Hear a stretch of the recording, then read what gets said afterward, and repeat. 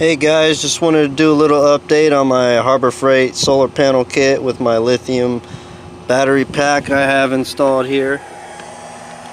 That's the lithium and that's the Harbor Freight solar charge controllers. Today I bought a new solar panel. I got a 50-watt polycrystalline panel here. I'll show you. See that? Got a 50-watt polycrystalline, and luckily this panel happened to have the same open current voltage of 23 volts as my Harbor Freight panels.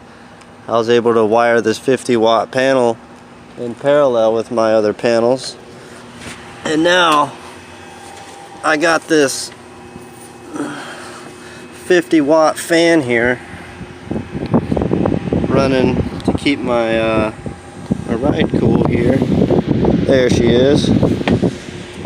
And the voltage I have right now is 13.7, and when I turn it off it jumps right on back up to its floating voltage of 14, and that's pretty nice.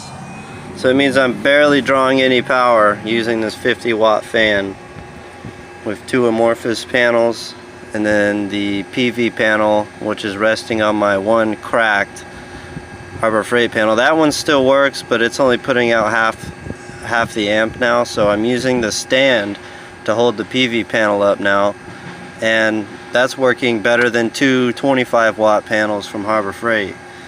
I'd have to say American Solar is the way to go, but the only issue is, you know, I get a little piece of shade on my poly panel, and it's not going to make any power when the amorphous will still make power. But I think in the long run PV is the way to go, because if I'm going to be wanting to make electricity, I'm going to park in the sun. If I don't want electricity, I'm going to park in the shade. Simple as that.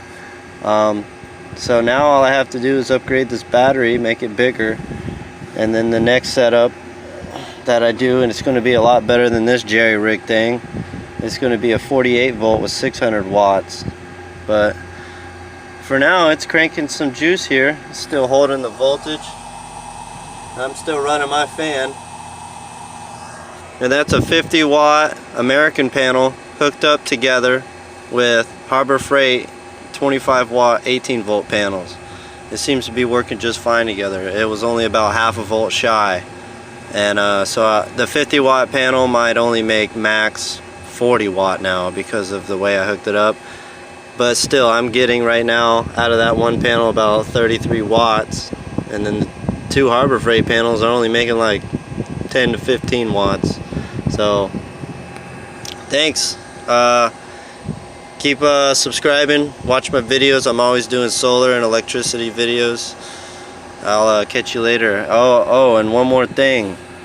I also the back of the poly panel didn't have these connectors, and they didn't have connectors at all, so I had to add some extra wires like these. I just snipped a little bit off, and I spliced them together so that way I can run it inside my 4-way splitter, which is right here.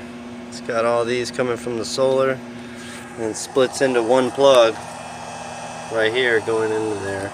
So that's 4 panels in parallel, with the one panel being a completely different panel, and it's working great.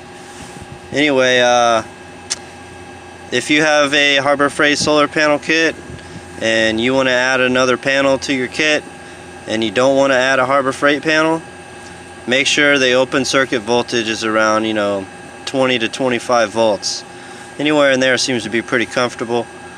A little higher is better than a little lower, but yeah, that's it. Harbor Freight plus American Solar, and the American Solar panel's kicking Harbor Freight's ass. I had 75 watts of Harbor Freight panel and I was making 1 amp. This one 50-watt panel, I'm making a full amp. So it's like, it's pretty obvious American Solar's better. Thanks. Bye.